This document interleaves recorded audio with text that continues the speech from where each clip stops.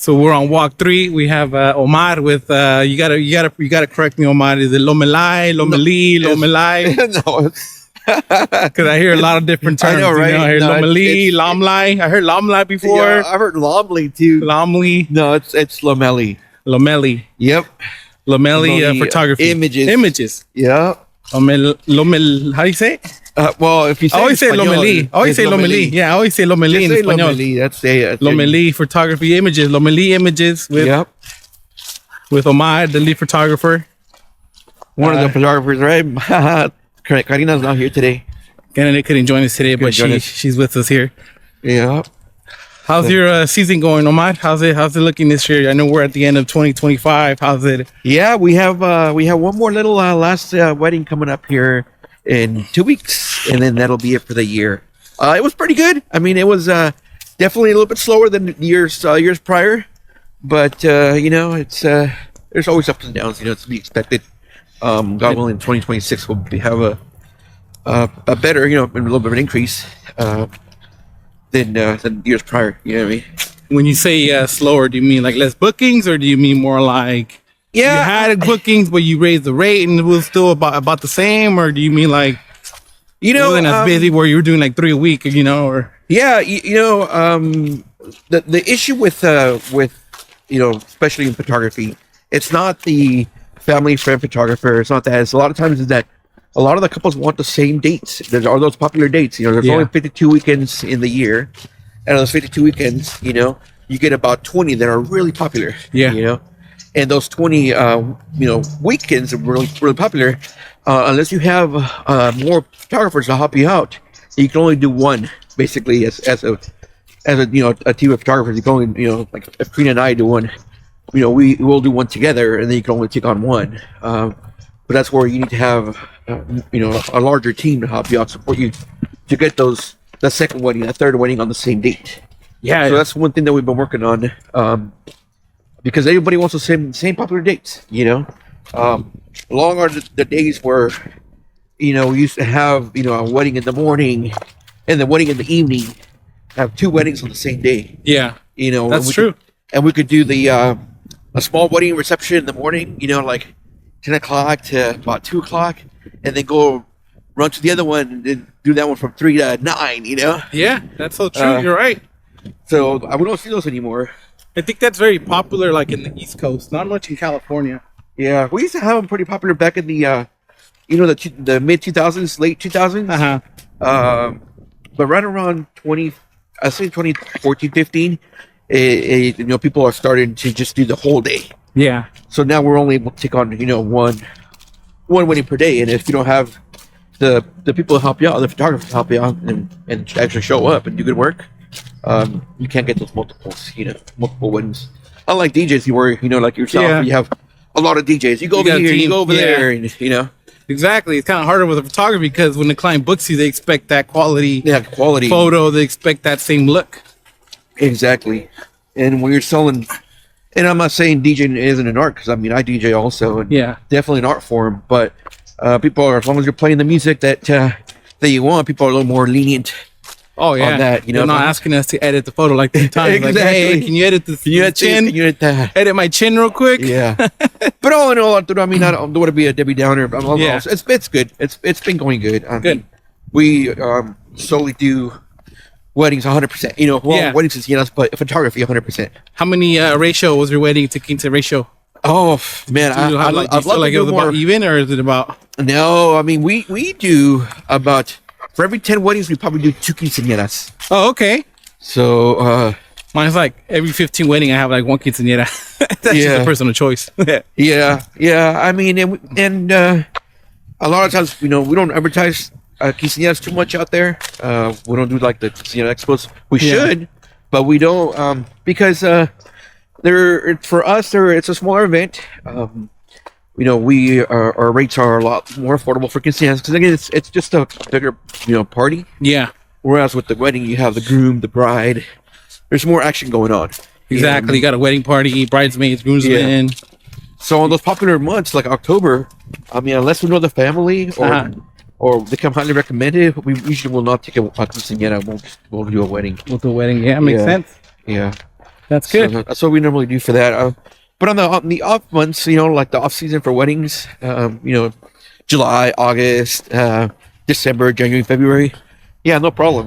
We'll take on Jump on it. Yeah. And you have been doing photography since when, Omar? How long? When did you guys start? Officially started in December of 2008. Oh, 2008. Yeah, Okay. 2008. So where are we? We're in 2025, December 2025. Is that 18 years? 18 years. That's Yep. good, man. You guys plan to do anything for the 20 year? We haven't thought about it too much. We probably should start thinking about it. Yeah. We do have, talking about the infrastructure, about building other team. We do have 3 photographers right now that have been helping us out to get that second and third wedding. Nice. They do really good work. So far it's been working out. It's worked out really well this year for 2025. So, we already have weddings lined up for 2026 with them. So Good. that's working out. So I know you've been trying to grow the team for a minute, right? How, like 2 years? Man. 2 years been trying to grow, but it's been hard to find anybody? Before the pandemic. Before that pandemic, yeah. We originally started to come up with the idea of expanding, because that's the only way you can actually grow. Yeah. Is back in 2017, and I told Karina, if it takes a couple of years to get it going, that'd be Morning. Be a good idea, But then the pandemic hit, and then that kind of threw everything, on the back burner. Yeah, exactly. So, we got to recover what we lost on that 2020. Exactly. So then it really wasn't until like 2022, 23 when we had been caught up with all the weddings that we had postponed because of the pandemic. We were like, okay, we're back caught up. Yeah. Let's get back on the expansion. Nice. And but we really didn't take it seriously until this year, to 25. Yeah, good. And that's one thing that's really helped us out, is that, like, especially for October, there was a weekend, October 10th and 11th. Oh yeah, that was Friday popular. and Saturday. 10-10. Yeah. 10-10, 10-11. It was really popular this past year, I mean. And we were able to do 4 weddings on that weekend. Oh, nice. On that, just those 2 days. Those 2 days, that's good. That's pretty much a month of work. Yeah. That's a month of work, yeah. And then went on Sunday. Yeah. So that weekend was 5 weddings in that weekend. So yeah. And that's where we really can sustain it and make it a living. A lot of people say, well, most photographers that I know, they just do it on the side. Yeah. And it's okay. Everybody's got to, it's got to start somewhere. You can't solely just jump into it. Like any business, it takes about 5 years to really get it going. Get it going. Yep, exactly. And after 5 years, you get the ball rolling. People get to know you. We don't have this huge budgets to advertise a lot, but we do what we can. So, and every single year, you get a fresh new set of couples. They've never got married before. A lot of them never got married before. So you got to train them. You said advertisement. Do you do a lot of like the wedding shows? Yeah, so we do. We try to do wedding trade shows, right? Most of the wedding ones, right? That's what you want to do. Yeah, we try to do all the local wedding shows that we can and we get into. A lot of the open houses, a lot of the venues have open houses. We try to do all those. We try to build relationships with the. This year I'm gonna try to build relationships more with the newer vendors, because vendors always coming in and out, like florists, makeup artists. Coordinators, especially coordinators, because they're usually the beginning of. I feel like there's been a fluctuation of new coordinators recently in the market, where it's like back then, 5-10 years ago, you didn't really have coordinators. Maybe like a good 4 or 5 that everybody knew. Yeah. Now there's like a good 30-40, that are popping up, which is nothing bad, but you get a lot of new, fresh people, new faces, so you got to go network. You got to go network and find out who they are. You know, and same thing with any other thing, like DJs, like yourself, or established. We try to network a lot closer with the ones that are already established, because, again, if they've been around for 5 years, they're probably going to be here in at least the next 5 years, right? Exactly, yeah. There's a lot of people who just come in, and like I said, everybody's going to start somewhere. They'll try it out for a year. If they like it, they'll continue. Sometimes if they don't like it, it's like, hey, maybe it's not something that I really wanted to do. Yeah. Then they're like, okay, well, let me try something different. Yeah, exactly. Like for us, see them again. Yeah, we've been Moss Entertainment since 2017, so we're gonna hit 10 years already. 10 years in 2027. And then Miguel's been doing it for years. You know Miguel for years too. Yeah. I've been doing it for a good time también. So it's like how you said, you grow that relation better. Instead of trying to jump and go network with somebody else, you just grow it and build it. Well, I met Miguel in Ridge Creek in Danuba, one of the open houses they had over there. I want to say it was 2015. Oh, wow. So this is 10 years ago. Yeah, 10 years ago. So I've known Miguel for at least I know for at least 10 years. 10 it's years, been a while. easily. And then I think I met you soon thereafter with the crew there when we did a wedding. I think the first true wedding that we did together was the one out there in Engelman Cellars. Remember that one? Yep, Engelman Cellars. I remember that one. Then we did Engelman Cellar, and then we also did the one over in Colinga, the Harris Ranch. Yeah. Dang, it's been a while. Been a minute, yeah. What was that, 2016 maybe? 2016, yeah. Yeah. 2016. So what, 9 years ago? So now we're here today walking together during the day. Getting older. Getting older by the day. What trends do you see that were huge this year in 2025? What are some trends that you're like, what, this is something different and I like it? Or was it like, you know what, this is different, but I didn't like it? You know, one thing that we're pushing more, and especially that ties in really well with the DJs, I think, is the rather than doing last year, 2024, it was a table rush, right? Yeah. Everybody wanted to do that. Now we're doing it more like the photo bomb, where the couple, you know, we bring them in front of their head table, because everything, the background's nicely decorated. We stage the lighting really nice, and rather than them running around and all the tables, I mean, if they want to do that, great. But you know, a lot of times when we're taking pictures, the lighting's always the best because you have different angles, different lighting, different scenarios, and it's station light. You know, you're not moving the light around, and then you have a lot of the stuff on the tables, and it's kind of a little cluttered, you know. Yeah. So we always they're not running around everywhere. We want to do where they're in front, and we bring the DJ calls in the tables. Yeah. And you can still do it fast. We make it fun, entertaining, where we take really nice pictures of everybody who was there by table. Yeah. You know. So that's one of the trends that we try to shift from going from running around. Not that I don't mind going to every single table, but again, the lighting looks a lot better if you stage it. Yep. And if you have them there, and everybody, rather than the couple running around and getting sweaty, you know, we'll just have by table come up, you know, and then the DJ dismiss them. And yeah, we try to get it done quicker because you could say maybe in a couple of, depending on their guest count, you know, you could do a couple of tracks, you know, then you could loop the track and get it done within, 5 to 10 minutes. 5-10 minutes, yeah, versus the running around, which, you're going to get done faster, but you realize that bride is in that dress. I know. She's going to get tired. Everywhere, between the trying to fit through the chairs itself. And then, especially for those weddings where it's a smaller venue and you have 250, 300 guests. Yeah. You know, where they have like 30, 35, 40 tables. Yep. I'm like, good luck with that, you know? Exactly. So I know in 2024 when that was popping up. Yeah. You were right to a venue and you're right away. You're like, no, it ain't going to work here. It's too tight. It's too tight of a fit. Then we would come to a plan B, find a different alternative. But yeah. And kind of how you said, it's one of those where it's too, you can't do it when there's too many tables around. Yeah. And the old school way is when you went to every single table and the couple said hi to all the tables and then they greeted everybody. And that took like freaking 45 minutes to during dinner. You know what I mean? It was during dinner. So it was like, now you don't get to sit down and enjoy a dinner. You know what I mean? It was pretty straightforward. Pretty straightforward. Yeah. And that took a while too. Yeah. So we're like, I think we better do something about this. So that's one of the trends that we've seen, you know, in the reception portion. The other one is people are starting to let go of the bouquet garter, you know? I saw that. That was huge this year where they had no bouquet or garter. Not even like a removal of the garter. Yeah. They will do the toss in some of them, but some of them just completely said no. But no to the garter. So, and we always give them the option. We don't sway our couples one way or the other. Yeah. You know, we tell it's your wedding. Ultimately, it's whatever you want to do because these are your memories. These are the suggestions. This is what it is if they don't know. And we just advise accordingly. You know, we as photographers, we never, at least for Karina and I, in our company, we never sway one couple or the other which way to go. Good. It's their wedding. We just give them the pros and cons and which might work for them better or not, and then they can make the final decision which way they want to go.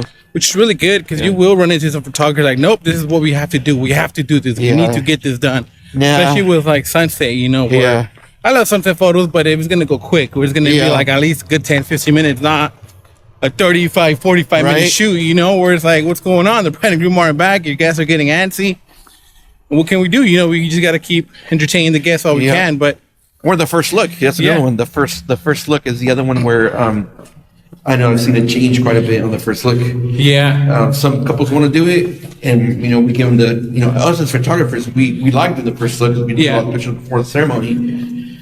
But a lot of other couples, they want to do the traditional, you know, see you at the altar. Yep. You better cry at the altar, you know, for the grooms, the grooms and brides out there. Which, you know, as a photographer, I love to do the first look, but as my personal self, you know, when Karina and I got married, you know, I didn't want to see her till she was walking the aisle, you know. Yeah.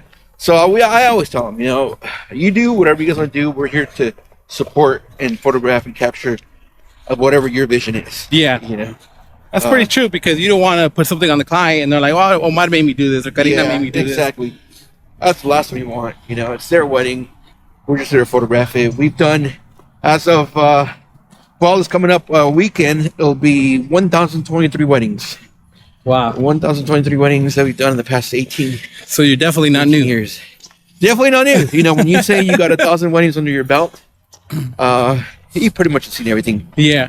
We thought about maybe sitting down and start writing a book. Yeah, write a little photography book. A little. Change the names, of course, because you want to put anybody on blast. But but just a different situations that we've as a photographer, as one of the wedding vendors. Yeah. Of all the different. What has been one situation you've seen this year that really took the cake? That you're like, yeah, man, I'm definitely not going back with that, or not going to do that, or. Well, I mean, I like to work less with that person, or they're all unique. We've had some from where the couple just maybe has a little much to drink and they really can't handle the liquor. Yeah. From those to some of them unforeseen, where maybe someone in the bridal party or the bride, they faint, pass out because they haven't eaten, or a medical condition, or something, or just anxiety. Yeah. Panic attacks and whatnot, and and there's the other ones too where. We had one, this is like maybe about 12 years ago, where it was on a Sunday, and we were at an event, a reception area up north of Fresno, and it was on a Sunday, and it was warm in June, and I guess the guy decided to drink a little too much in the middle of the day, and smashed the pole that was in the corner by the venue. Wow. And took out the pole, took out the power. Shoot, took out the whole power. Everything. Then you couldn't play nothing. We were able to take pictures. We were self-powered, but everybody else, the refrigerators weren't, and the stoves weren't turned on. I mean, everything was just off. It was terrible, man. Darkness on the venue, and back then it wasn't like now where you got portable battery packs. Now it's like you had to take a generator. You know what I mean? You had to go rent it out or buy one. And this is, I want to say it was like, 2012, maybe 2011. Yeah. So it's been a while, but that's one that kind of really sticks out. Sticks out to you? Okay. Yeah, sticks out. But I mean, like I said, there's a bunch of other ones. Yeah. We can go on forever on that subject. Oh yeah, dude, we can write a whole book. How you said, write a whole book on that. Yeah. Things we've seen at weddings as a vendor. I thought about doing like a reality show. Like from a vendor standpoint, Yeah, that'd be pretty neat. Yeah. I mean, you got to over dramatize some of the stuff, but that'd be pretty neat. Do a whole series on it. You know what I mean? Spring season wedding, fall weddings. Because you do see different things, different seasons. Yeah. Like the fall, we see a lot of like people leave earlier in the fall, because it's really cold, or outside weddings in the fall. And people tend to leave earlier, or in the spring, people tend to show up later, but they stay till the end. Yeah. People are always talking about bridezillas, right? We get more momzillas than bridezillas, honestly. A lot of momzillas trying to, run the bride's day. We get a lot more of those than bridezillas. That's very interesting you brought that up, because our branding ourselves, I don't know what it is, man. We just don't attract a lot of bridezillas, or we don't get to deal with them. But the momzillas are definitely out there, man. They do exist. Yeah. They do exist. And this year we had a couple runs into a few of them. Momzillas? Momzillas, yeah. Yeah, we had 3 this year. Yeah. It's funny because we can remember who they are too. Like, this mom's. With the momzillas, they try to take over your night. They really want everything. And I get it. They try to mean well, they really want to help, but they planned their wedding maybe 15, 20 years ago. You know what I mean? Yeah. They are definitely different. Or they had something really small and it wasn't what they wanted, so they try to relive their day to their daughter's wedding, and especially with the dresses, like, oh no, I want you to wear. It's like, no, it's their day, dude. What they want. Yeah. So that's one of the things as far as what's been happening more often now. I know I've seen it a lot too, where they also try to take like the hat of the coordinator, but they're not. Yeah. Because the coordinator is going to come in as a outside person. They're going to come in as a third person point of view, where they're going to see everything from the outside. We always strive to tell the bride, hey, if you could afford a coordinator, get one. Get a good coordinator, because it'll help you tremendously a lot more than because usually if they don't have a coordinator, it usually lands on us. We do the timelines for all of our couples, regardless of any size wedding. Yeah. And we share with our DJs, but we're not, again, we're there and we do the timeline just to make sure that we're covering our butts as far as everything we got to do at that time. Yeah, because you're only there a certain time versus like us, where we're there till like 10, 11, midnight. You know what I mean? You only have, hey, they booked me 7 hours, but I started in the morning. I'm going to leave at 7 or 8. Exactly. So everything has to be done beforehand. Has to be done. And we always leave a little 10, 15 minute leeway, because things are always fall behind. Weddings usually start a little bit later, the ceremony, you know, more people get there. And things could always fluctuate. Yeah. In 10, 15 minutes, you could always make up. Oh, yeah, you But can catch up. Once you go a half an hour, 45 minutes, an hour late, man, it's really hard to make up an hour. It's really tough, especially where it's like the DIY catering company or DIY. We're like, oh, we have a Theo who's going to cater. Yeah. Nothing wrong with the Theos and the Theas, but sometimes they're not prepared to handle such a big crowd, you know, where